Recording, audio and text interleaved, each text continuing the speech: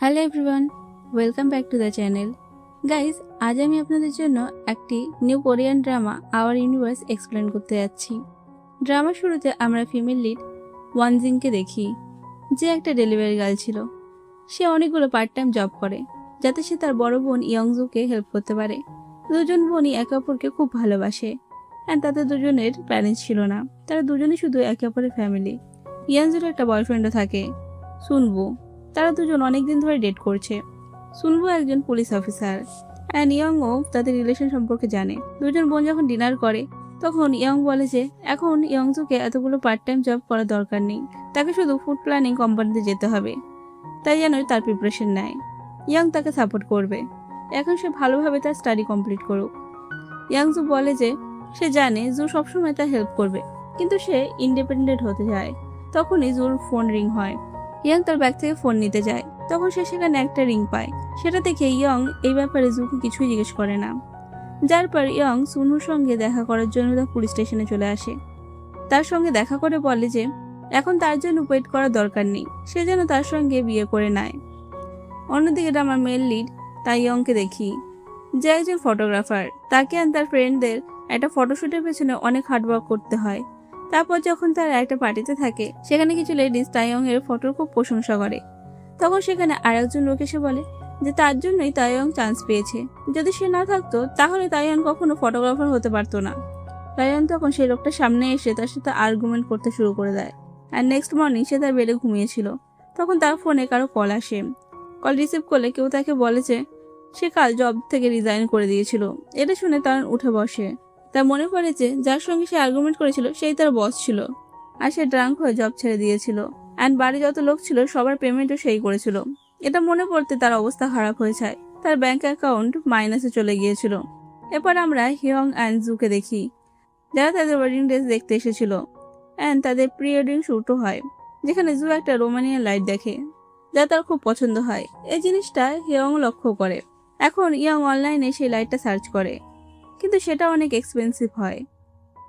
এরপর তার ফ্রেন্ড তার সঙ্গে দেখা করতে আসলে তখন সে তাকে তার প্রবলেমটা বলে। সেন বলে এই একটা অ্যাপ আছে যেখানে ওল্ড আইটেম সেল হয়, সেখানে সেই লাইটটা খুঁজে দেখতে পারে। যাই হোক, জোর জন্য তো কিছু কিনতেই হতো, কারণ জো খুব কম জিনিসই পছন্দ করে, তাই যে কোনোভাবে তার এই উইশটা পূরণ করতে চেয়েছিল। পরের সিনে তাইয়ং এর সাথে দেখা করতে তার ফ্রেন্ডসরা আসে। তারা ভেতরে ঢুকতেই সে তাদের উপর স্যানিটাইজার স্প্রে করতে শুরু করে, এন্ড সবকিছু খুব অর্গানাইজ করে রাখে। তার একদমই মেস পছন্দ নয়। তার ফ্রেন্ডসরা বলে যে সে গতকাল সব টাকা খরচা করে ফেলেছে, এখন তাদের তাইয়ং এর বাড়ি থেকে কিছু জিনিস বিক্রি করতে হবে। এতে তাইয়ং বলে যে আমার সব জিনিস আমার বাচ্চার মতো। কিন্তু তার ফ্রেন্ডস একটা লাইট পায়, যা ঠিক জুর পছন্দ করা লাইটের মতো ছিল। তার ফ্রেন্ডসরা একটা বক্সও পায়, যেখানে তাইয়ং এর তার ব্রাদারের সঙ্গে ফটো ছিল। তার ফ্রেন্ডসরা এ ব্যাপারে তাকে জিজ্ঞেস করতে শুরু করলে সে বক্সটা নিয়ে নেয় অ্যান্ড বলে যে তার কোনো ব্রাদার নেই, সে একজন অরফান।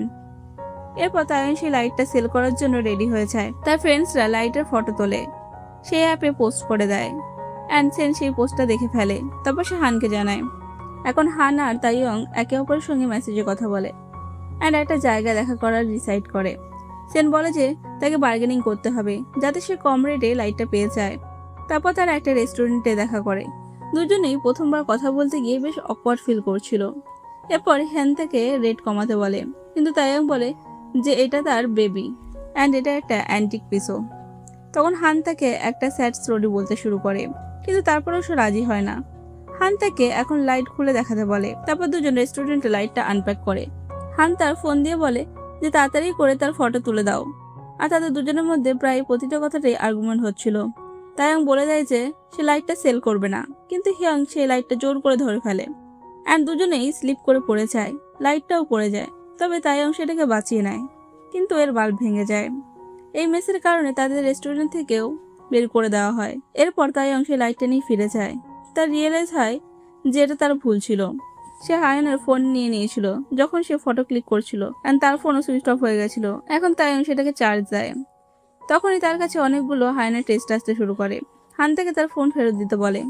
তখন সে তাকে ওই একই রেস্টুরেন্টে আসতে বলে, কিন্তু হায়ন সেখান থেকে 3 ঘন্টা দূরে থাকতো। সে বলে যে কাল তার সিস্টার অ্যান্ড তার বয়ফ্রেন্ডের সঙ্গে ফ্যামিলি মিটিং আছে, তখন সেখান থেকে সে ফোন নিয়ে নেবে। তাইয়ং এই ব্যাপারে রাজি হয়ে যায়, অ্যান্ড কল কাট হওয়ার পর সে ইয়ং এর ফোনে জু আর সুনবুর ফটো দেখে। তখন তার ফ্ল্যাশব্যাকে তার ছোটবেলার কথা মনে পড়ে যায়, যখন তার ব্রিক ব্রাদার তাকে একটা অনাথ আশ্রমে রেখে গিয়েছিল অ্যান্ড আর কখনো ফিরে আসেনি। পরের দিন ইয়ং, সুনবু অ্যান্ড জু একসাথে লাঞ্চ করতে আসে। তখন হঠাৎ করে সেখানে তাইয়ং চলে আসে। সুনবু তাকে দেখে শক হয়ে যায়।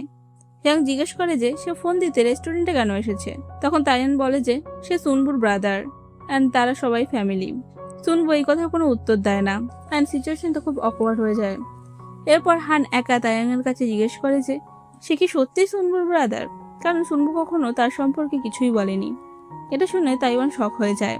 অন্যদিকে জু সুনবুকে জিজ্ঞেস করে যে সে কি তার ছোট ভাই, যার সম্পর্কে সুনবু তাকে বলেছিল। ঠিক তখনই তাইওয়ান সেখানে চলে যায় অ্যান্ড তার সঙ্গে কথা বলার চেষ্টা করে, কিন্তু তাইওয়ান খুব রুড বিহেভ করে আর বলে যে সুনবু হার্ড টাইমে তার ফ্যামিলিকে ছেড়ে দেয়, হয়তো সে তাকেও ছেড়ে দেবে। এটা বলে সে সেখান থেকে চলে যায় আর সুনবু তার সঙ্গে কথা বলতে যায়। তাইওয়ান তাকে বলে যে তার লাস্ট বার্থডেতে যখন সুনবু তাকে ক্যামেরা গিফট করেছিল, সেই দিন থেকে সে ফটোগ্রাফার হওয়ার ডিসাইড করেছিল, কিন্তু সে ভুলে গিয়েছিল যে তার একটা ব্রাদারও আছে।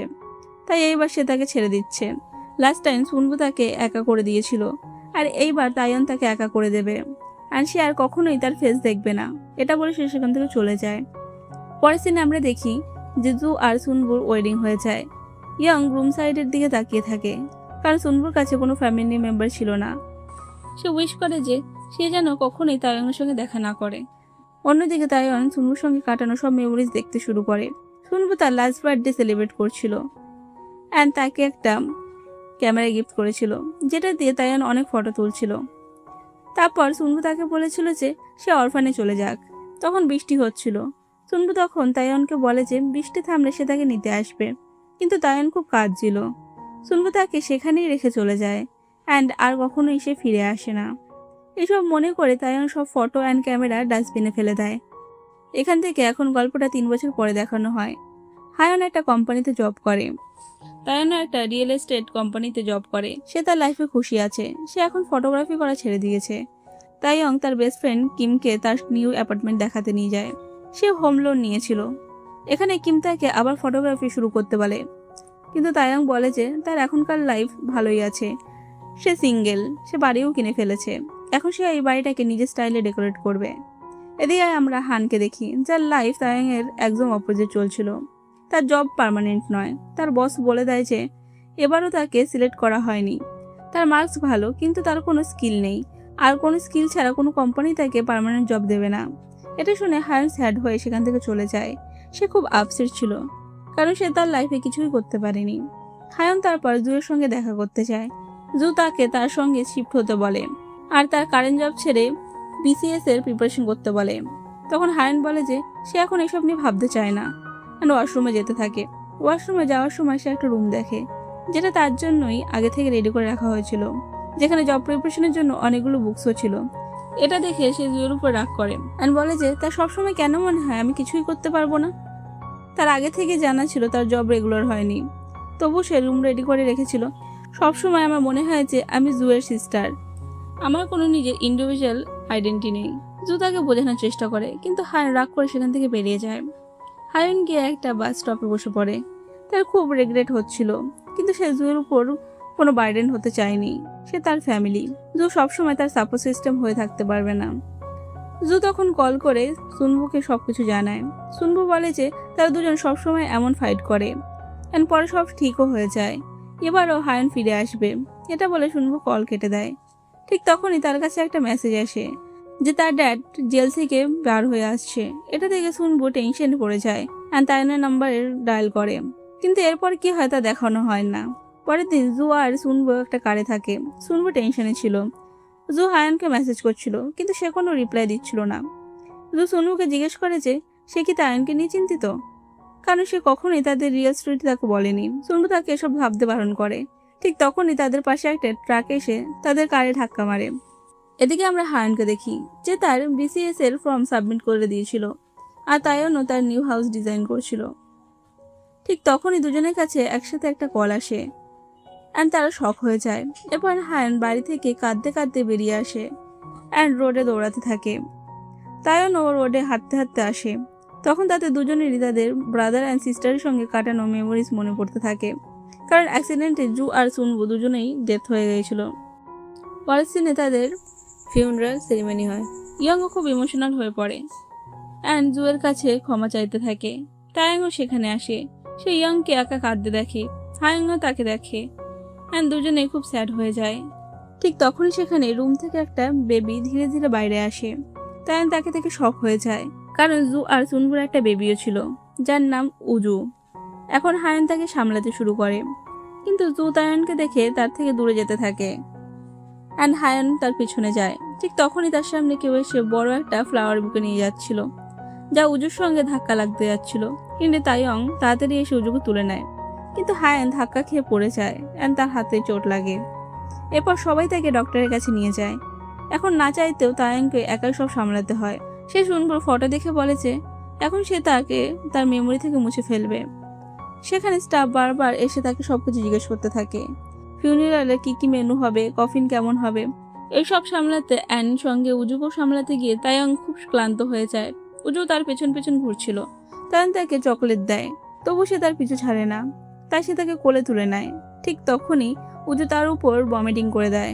তায়াং তাড়াতাড়ি করে ওয়াশরুমে যায় অ্যান্ড উজুকে বকতে থাকে। সে উজুকে একটা বাকেটে বসিয়ে দিয়ে দই দিয়ে টেনে নিয়ে যায়। এটা দেখে হায়ং রেগে যায়। তাইয়ং তাকে তার হাতের ব্যাপারে জিজ্ঞেস করে। তখন ইয়াং বলে যে তাকে 2 উইক পর্যন্ত ব্যান্ডেজ লাগিয়ে রাখতে হবে। ঠিক তখনই সেখানে তার ফ্রেন্ড আসে। সে তাকে হাক করে কাঁদতে শুরু করে অ্যান্ড তারা দুজন বসে কথা বলে। সেন বলে যে সে জানে হায়ান কতটা স্যাড, তবু সে স্ট্রং থাকার চেষ্টা করছে। হায়ান বলে যে সে জানতো না যে কিভাবে সবকিছু ম্যানেজ করবে, কিন্তু তাই সবকিছু হ্যান্ডেল করে নিয়েছে। ফিউনারালের মেনু কি, তার সিস্টারের কফিন, এমনকি অনেকক্ষণ ধরে সে উজুকেও সামলাচ্ছে। সে না থাকলে ইয়াং একা কিছুই করতে পারতো না। তাইয়ং দূর থেকে এই সবকিছু শুনছিল। এখন হায়ং একা সবকিছু ক্লিন করার চেষ্টা করছিল, কিন্তু তার হাতের জন্য সে পাচ্ছিল না। তখন তাইয়ং তাকে হেল্প করে। সেখানে সুনবুর কলিগরাও আসে অ্যান্ড তাইয়ংকে বলে যে সুনবু খুব ভালো মানুষ ছিল, কিন্তু তাইয়ং এ কথার কোনো রিপ্লাই দেয় না। পরের সিনে তাইয়ং অ্যান্ড হায়ন একসাথে সুনবুর একজন কলিগের সঙ্গে থাকে। তারা উজুর ব্যাপারে জিজ্ঞেস করে যে হায়ন অ্যান্ড তাইয়ংই জু অ্যান্ড সুনবুর সব থেকে ক্লোজ রিলেটিভ। যদি তারা উজুকে কেয়ার না দেয় তাহলে তারা অরফানে পাঠিয়ে দেবে। তাইয়ং বলে যে এসব ব্যাপারে তার কোনো কনসার্ন নেই। সুনবু যদিও তার ব্রাদার ছিল, কিন্তু সে তার ক্লোজ ছিল না। এটা বলে সে সেখান থেকে চলে যায়। কিন্তু হায়াং বলে যে সে উজুর রেসপন্সিবিলিটি নেবে। এখন যখন তারা দুজন বাইরে আসে, তখন তাইয়ং উজুকে একটা চকলেট দেয় অ্যান্ড হায়নের হাত থেকে ব্যাগ নিয়ে নেয়। সে বলে যে এটা লাস্ট টাইম যখন সে তাদের হেল্প করছে, তারপর তারা নিজেদের পথে চলে যাবে।